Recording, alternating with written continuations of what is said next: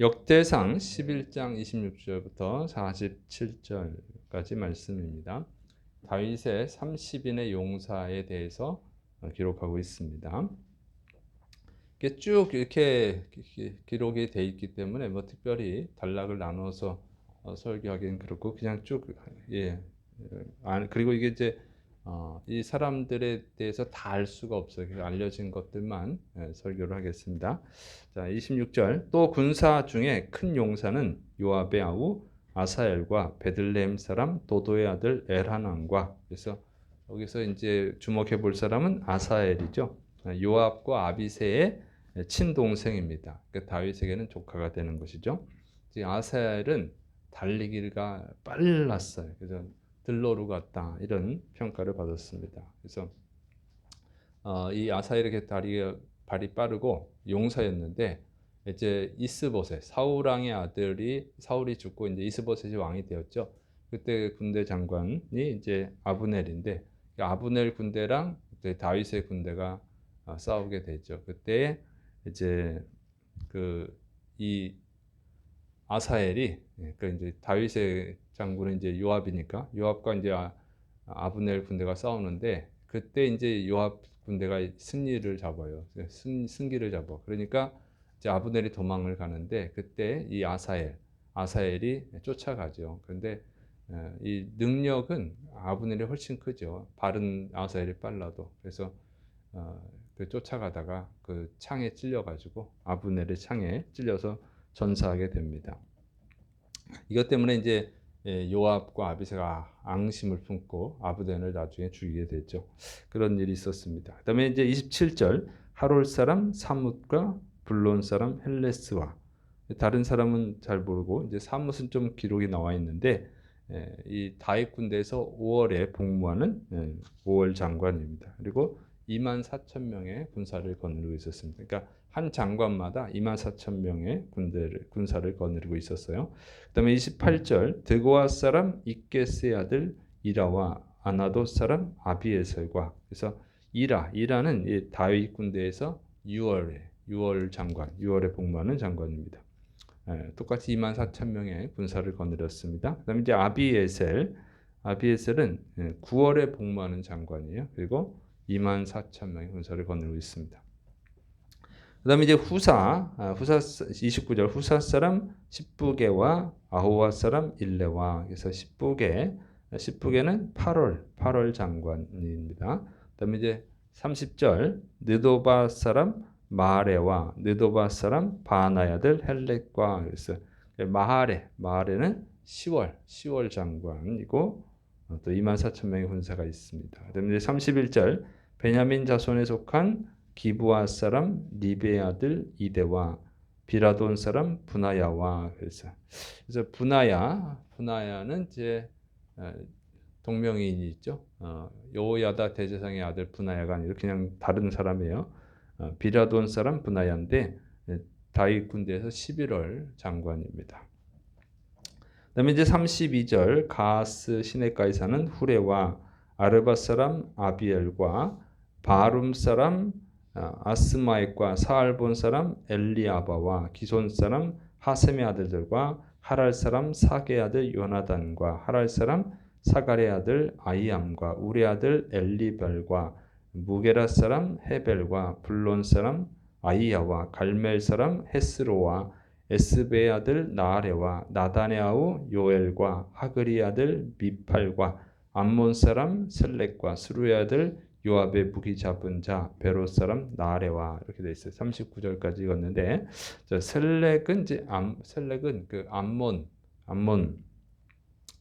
족속, 그러니까 이방 민족이에요. 그런데 이방인인데 다윗의 30인 용사에 포함이 됐다고 하는 것이죠. 그러니까 그리고 이제 나아렛 사람, 베롯 사람으로 소개되고 있는데 이 사람도 이방인. 근데 이방인들도 다윗의 30인 용사에 포함이 됐다고 하는 거예요. 참 놀라운 일이죠. 그래서 다윗의 그 군대들 보면은 이방인도 많이 들어와 있어요. 그러니까 이 다윗이 그 메시아의 그림자잖아요. 예수 그리스도 모형이라고 하는데, 그러니까 그리스도의 왕국은 유대인들만의 왕국이 아니라 전 세계 모든 민족의 왕국이라고 하는 것이죠. 그래서 예수님께서는 복음을 온 천하에 다니며 만민에게 복음을 전파하라 그랬잖아요. 그래서 하나님의 나라는 모든 민족에게 열려 있는 줄을 믿으시 바랍니다. 그래서 이스라엘이라고 하는 나라를 사용했을 뿐이지, 그러니까 이스라엘이라고 하는 나라를 통해서 하나님이 살아계시다.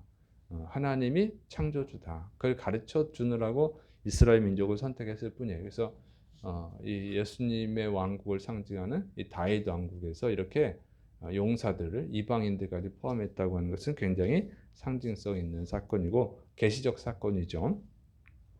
그다음에 이제 40절, 41절 이델 사람 이라와 이델 사람 가렙과 헷 사람 우리야와 알레 아들 사박과. 자, 그 우리야 헷 사람도 이방인이죠. 근데 이 우리야는 밧세바의 남편입니다. 그러니까 이방인이지만 역시 그래도 30인의 용사에 포함이 된 거예요. 그러니까 그 사람이 굉장히 충성스러운 사람이었다는 거죠. 그리고 또 우리야는 또 믿음도 좋았습니다. 그런데 안타깝게도 이제 우리야가 전쟁터에 나간 사이에 이제 다윗 왕이 그의 아내 밧세바와 동침을 하죠. 근데 또 임신까지 했어요. 그래서 그 숨기기 위해서 우리야를 불러서 집에서 잠자라고 하고 이런 꼼수, 요즘 말로 꼼수지. 꼼수도 피우고 했는데 워낙 충성된 사람이라 집에 가서 잠을 안 자고 하나님의 백성들이 싸우고 있는데 어떻게 혼자 나 혼자 편하게 지낼 수 있냐. 정말 충성스럽고 믿음이 좋은 사람이죠. 그러니까 방법이 없으니까 이제 다윗이 전쟁터에서 가장 위험한 곳에 선두에 서게 해가지고 결국 죽게 만들죠. 그리고 밧세바를 자신의 아내로 만들었어요. 우리야는 참 불쌍하게 어떻게 보면 안타깝죠. 충성했음에도 불구하고 비참한 최후를 맞이한 거예요.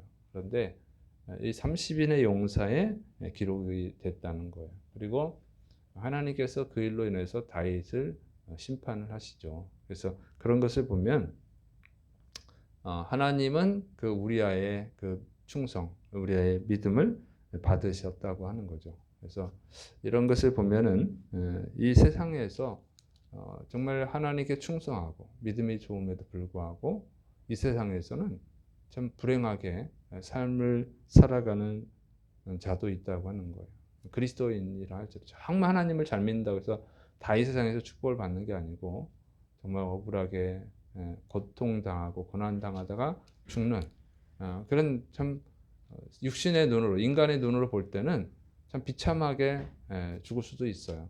그런데 그것이 끝이 아니라는 거예요. 왜? 천국이 있으니까.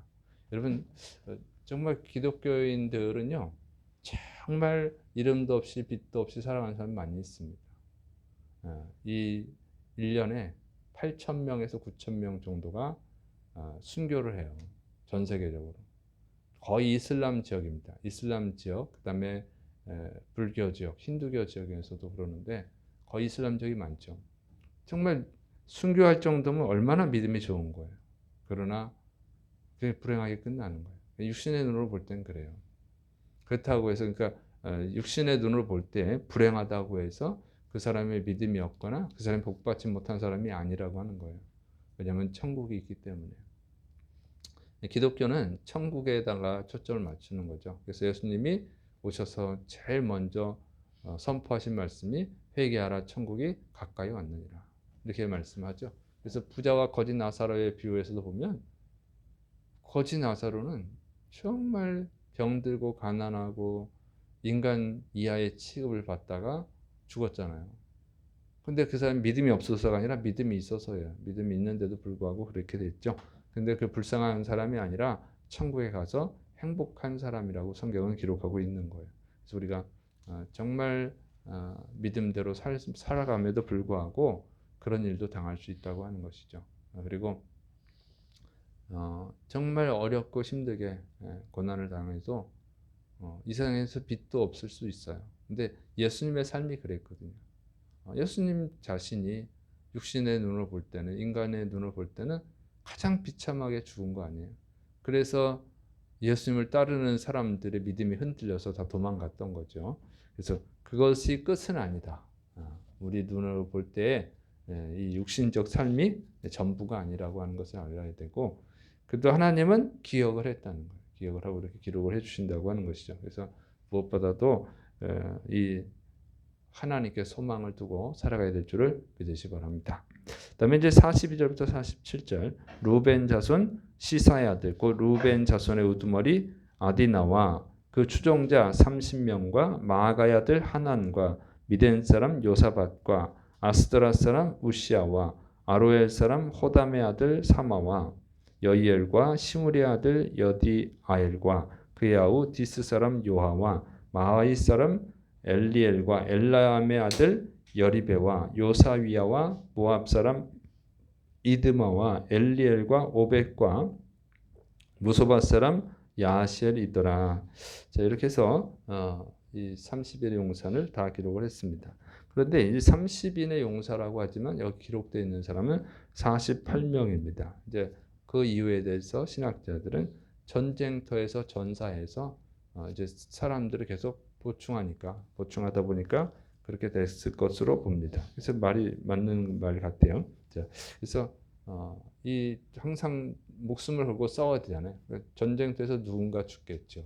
그런데 다윗 왕국이 유지가 된 것은, 이렇게 강한 왕국이 될 수 있었던 것은 30인의 용사 중에 누가 결혼이 생기면 또 다른 사람을 채워넣었다고 하는 거예요. 계속 다른 용사, 그 뒤를 이어가는 용사들이 있었기 때문에 다윗 왕국이 아주 강성한 왕국, 역사상 가장 강력한 왕국이 될 수 있었던 것이죠. 하나님의 나라는 이렇게 이어져 가는 것입니다. 복음을 전하는 영적 용사들이 하나가 또 천국에 가면 또 다른 사람이 그 자리를 채워서 계속 복음을 전해온 거죠. 그래서 복음이 전 세계에 뻗어가게 됐고 우리나라에도 복음이 들어왔죠. 그래서 우리나라에서도 처음에 순교자들이 많이 있었습니다. 그렇게 목숨을 잃는 것을 두려워하지 않는 용사들이 계속 채워졌기 때문에 복음이 성장한 거예요. 교회가 성장한 것이죠. 좀 이 시대가 바로 그런 용사가 필요한 시대라고 하는 거예요. 지금은 영적 전쟁을 싫어하는 거예요. 복음을 전하는 걸 두려워하고, 순교하지도 않는데 우리나라에서는. 근데 이런 복음 전하는 그 일에 순교하지도 않는데도 예배 드리는 헌신도 안 하고 기도하는 헌신도 안 하고, 그러니 지금 한국교회가 계속 줄어드는 것이죠. 어쩔 수 없지 않습니까? 전쟁을 하는데 군인이 없으면 그 나라가 망할 수밖에 없죠. 목숨을 잃는 것을 두려워하지 않는 군인들이 있어야 그 나라가 지켜지는 것이죠. 그래서 우리는 똑같은 거예요. 성도들이 편하게 하려고 그러면 편하게 하고 천국 가는 일은 없습니다. 운동선수가 편하게 훈련하고 금메달을 딸 수는 없죠. 학생이 공부 안 하고 전교 1등 할 수는 없죠. 똑같아요. 지금 하나님은 추수할 일꾼을 찾으세요. 영적 전쟁을 할 믿음의 용사들 찾는 줄을 믿으시를 바랍니다. 그래서 여러분이 또 우리 교회가 또 한국교회가 용사가 돼야 돼요. 용사. 그럴 때 이 나라에 희망이 있고 또 하나님 앞에 설 때에 칭찬받는 자가 될 줄을 믿으시 바랍니다. 그래서 여러분들이 정말 주님께 쓰임받는 용사들이 되시를 축원합니다. 기도하겠습니다. 사랑이 많으신 하나님 아버지, 오늘도 주님은 추수할 일꾼, 추수할 영적 용사를 찾고 있습니다. 우리가 주님께 아멘으로 화답하는 자들이 되게 하여 주옵소서. 또 우리 한국교회가 다시 회복되어지게 하여 주옵소서. 이 전 세계 복음화를 위해서 쓰임받는 우리 교회, 한국교회가 되게 하여 주옵소서. 예수님의 이름으로 감사하며 기도드립니다. 아멘.